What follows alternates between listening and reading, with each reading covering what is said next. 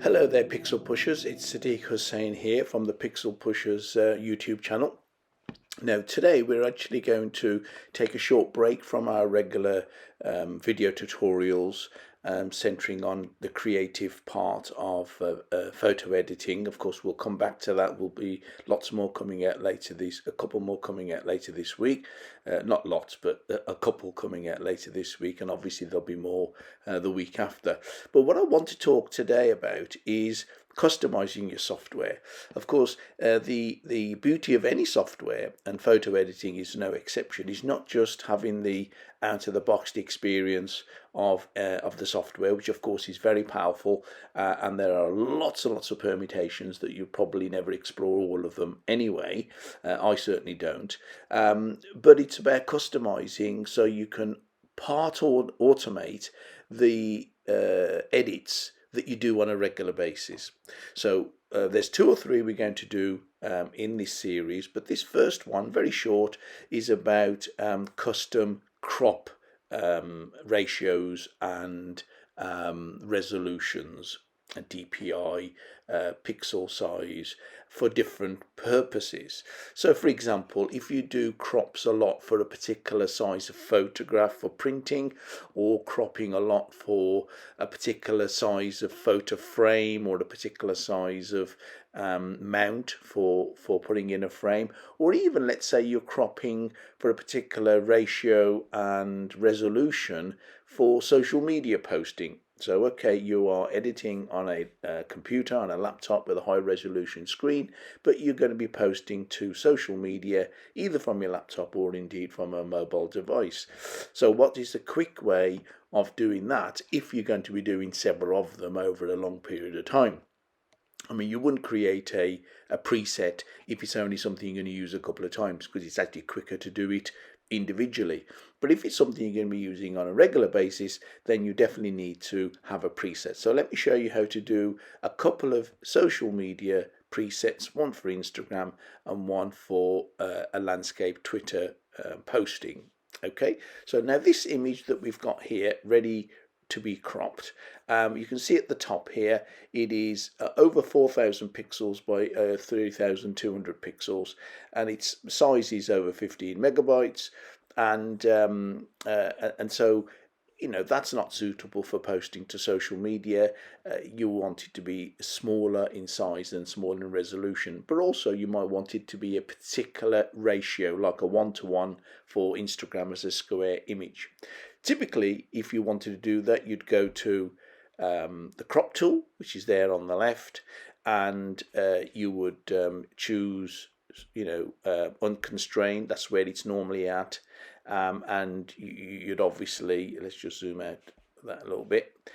You would clearly change it to wherever you want it to do manually. Okay, you'd crop it, say, oh, I want it to be that. Yes, you could put the units in here, pixels, say 1,000 pixels by 1,000 pixels, and that'll give you the same result.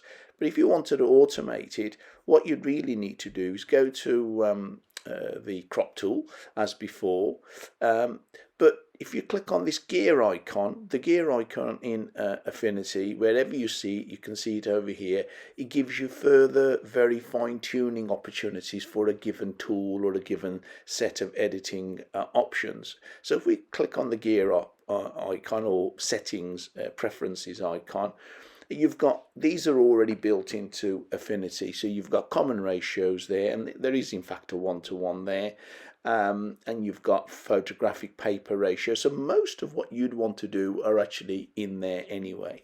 But you'll see right at the bottom, you won't find these in the out of the box experience, because these are two custom preset crop ratios and resolutions that I've created, and I've created a category called social media. So let me just delete those for now, because and if you click on the three lines here, the sort of hamburger icon in Android terms, and we want to click on manage presets, and we go down to the bottom, we say we want to delete these, because I just want to show you by creating those, and then it'll be easier to understand. So I'm just going to delete that one. I'm just going to delete that one. then I'm going to delete a category as well. Okay, click on there and delete category. So I just want to show you how you would do it from scratch. Okay, so first of all, you are creating a new category first. So you click on the gear icon, and remember the gear icon won't be there unless you actually click on the crop tool. So the gear icon, first of all, click on the three bars, and we can click on manage presets, not create a preset, but we want to manage preset. In fact, if the create preset won't be highlighted, because if you haven't got it on resample, if you got it on unconstrained, which is where it will be, that's the normal crop mode. If I went into the gear icon and went into the three bars, you can see the create preset is not highlighted, so you can't select it anyway because you haven't got a resampled option there. So we'll come on to that in a moment, but what you can do is create a preset category. So you want to click on create category. Okay, so give it a name. So as I did before, if I could, social media. So you could obviously have YouTube relevant, Twitter, Instagram, TikTok, whatever, social media, that's the category. So I'll be put those all those custom ratios in there. So now we've got social media, but clearly there's nothing in it. Okay, so now I want to create a social media sample, a resampled preset for a crop ratio and resolution. Okay, so we're on the crop tool still. You must change it from unconstrained to resample. Now, in computer terms, resample basically means you're forcing the software to change the resolution and the DPI here to suit what the best suitable one for the best for the purpose that you want it for. And because social media is electronic posting, you clearly don't want DPI that's 300 DPI, which is for printing, or 200 DPI or 150 DPI. You want it to be less than 100, and typically it's 72 for electronic screens. You could go up to 100 because certainly modern mobile phones have a higher resolution than that. So you could change it to, we'll keep it to 72 because that's the default standard, then covers all mobile devices, old ones and new ones, and you won't have any incompatibility issues in the way an image is displayed on somebody else's social media post because they've got an older phone or an older tablet or so on. So we'll leave it at 72 DPI, and we want to change it to resample. We've got that selected, and we'll do an Instagram post. So we'll change. It's already at 1080 because that is the recommended square size recommended by Instagram for Instagram posts. But let's say we want it to be 1000 just to make it slightly different, and 1000 is acceptable as well. So we want it to be 1000 by 1000 pixels. We want it to be 72. Make sure that here it also says 1000 by 1000, which it does, and you just need to click in it and it will take that information from over here and put it there. Don't need to worry about any of the other settings on here, and we just click on apply. But if we just apply it, that does applies it to this image. But we don't want to apply it to this image. We want to create a preset at first. So we go to the gear icon again. We go to the three lines, the preferences, and we've got create preset now. That wasn't highlighted before. And the reason why it's highlighted is because we've selected a resample there. So click on preset, and clearly you want to give it a suitable name. So if we say Instagram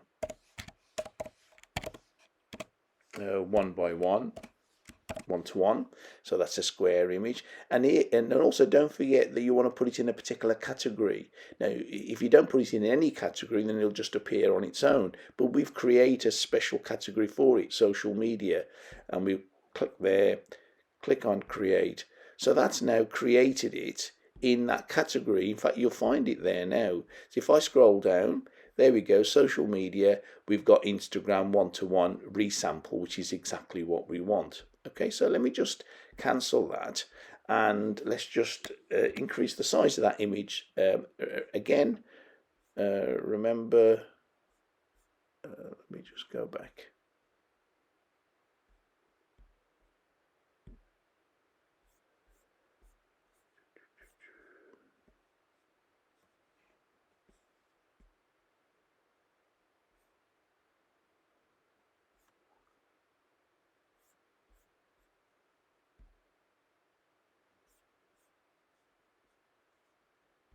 So go back to where it should be here, and see how I accidentally clicked on the export persona. So we need to be in the photo persona. Easily done, because you've got these 5 personas at the top there.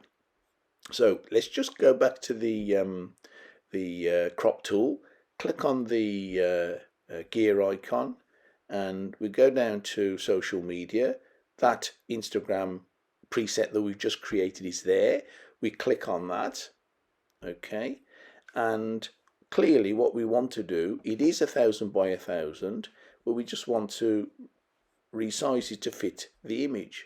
Okay, so it'll still retain that size, that ratio, because of course it's one of the presets. Okay, so we'll say we want it to be there. We click on apply. So that's now a square image, and you'll notice that it's 1000 by 1000, and it will be 72 dpi, and that's exactly, it's only 1 megapixel now, where it was sort of over 15 megapixels, because not only have we cropped it, but more crucially, it's now 72 dpi. Now you can't notice any difference on the screen, because of course we're looking at it on an electronic screen, and this screen, although it's an Apple MacBook Air, which is a higher resolution than 72, not much higher, so it's for all arguments, for all intents and purposes, it is the way it's meant to be displayed. So that's how you would do it. So every time we wanted to do a crop, so if I just open up another image, just do it on a different one, different tennis shot, say that one, and we want to do another Instagram crop ready and waiting. Again, that's over 3000 by 4000 pixels. It's nearly 17 megapixel in size, because not only is it a higher resolution at the camera, but also it's not square, is it? So we get to crop, and literally now all we need to do, because that was the last crop we did, it automatically defaults to that, but let's just say it didn't, it went to unconstrained, so I'll put it to where it would have gone had I cropped something else, because it remembers the last crop that you did. And let's just say I apply that, and then I undo that. Okay, if I undo that, then be back to the original image, click on crop, and that's the last one it remembers. So that's a better representation of the way it would be in real life. So if all I do now, if I want to make this an Instagram post crop, I just click on the gear icon, come down to my social media, click on Instagram, and bang, it's done straight away. Okay, not only has it done it to 1000 by 1000, but it is 72 dpi. It's changed it automatically. Yes, I can position it a little bit of where I want the crop to be exactly. So I want the arm to be right in the corner, to apply to help it with the rule of thirds and the use of diagonal lines, like this forearm there, and I just click apply, and that's done. Again, 1000 by 1000, only 1 megapixel in size in total, because we've got 1000 by 1000 pixels. It gives you 1,000,000 pixels, which is 1 megapixel, 1,000,000 pixels. So that's mathematically that's correct. Now, if we wanted to do, let's just do a quick another one. We don't need to create the social media category, because that's already created. All we need to do, let me just undo this so we get back to where we were originally. We just want to create, say, a Twitter wide angle, a Twitter widescreen image crop. Typically that might be 1200 by 628 pixels or thereabouts. So we go to the crop tool. We go to make sure it's resample, which is what we want, and we change it to 1200 to 628, or whatever it is that you want to do. Again, make sure it's 72 dpi if it's for social media. If it's for electronic devices, this obviously would be different if it's for a different output for printing purposes, let's say. and then make sure it's the same over here. So you must click over here, because if you don't, you notice that that ratio didn't change even though I'd put it there. You have to click on what the crop's going to be as well, and now it is that ratio. And again, you can position it, but we're not cropping it at this point in time. We're just doing showing you how to create the preset. So go to the gear icon again and click on the three. You notice at the bottom we haven't got the Twitter option yet. That's what we're creating now. So we click on create preset, and this time we're going to say Twitter, let's say widescreen, or just wide. Okay, again, put it in the right category, social media, and then click create. And now you'll find that that's actually there. There it is, Twitter wide, Instagram, which we just created. And of course, if you wanted to crop this particular one for Twitter, posting on Twitter, you might want to position it slightly differently. And let's say you might actually want to do a slightly abstract crop, say that one. But it's the ratio that's correct, and also the resolution as well. Okay, in fact, you'll see there that because it's 1200 by just over 600 pixels, the resolution now is even less than 1 megapixels, because those two numbers multiplied together is less than 1,000,000. Okay, can't tell that on the screen, but it would be if you zoomed right into it. You'll notice that you'll be able to see that it'll pixelate far quicker than it would do if it was the original image. Okay, so that's how to customize the crop settings for use of a certain set of crop option that you'll be using regularly again and again. We'll come back to this when we create, say, a particular crop ratio for a particular mount that you want to put a series of photographs in, and rather than having to remember what you did, create a preset, and that's the best way to do it. We will be doing more on doing preset brushes, so you can create your own brushes, your own signature brushes, and your own watermark brushes as well. That's all about customizing the brushes palette up here on the right hand side, but we'll get onto that in the next few videos. Thanks for watching. Do give us a like if you found that useful, interesting, and something you can use. And also any feedback or comments would be greatly appreciated. Any suggestions of future videos would also be good. And if you haven't subscribed already, well, why not? It doesn't take more than 2 seconds. Certainly doesn't cost anything, and it helps these tutorials reach out to a wider audience. And of course, you'll be notified of any new videos. As a subscriber, you'll get a quick alert, and that way you'll be able to catch hold of it quickly. So do subscribe, do tell others, and of course feedback. Most importantly, it's the feedback, because I'm getting lots of good feedback, and of course if it's constructive feedback, I can do something about it. So far I've had nothing but constructive feedback, which is fantastic. I know it's early days, but there's a long way to go. There's a lot to learn in Affinity Photo and other software that we'll be covering as well. So please give me some suggestions. Okay, again, thanks for watching, and see you next time.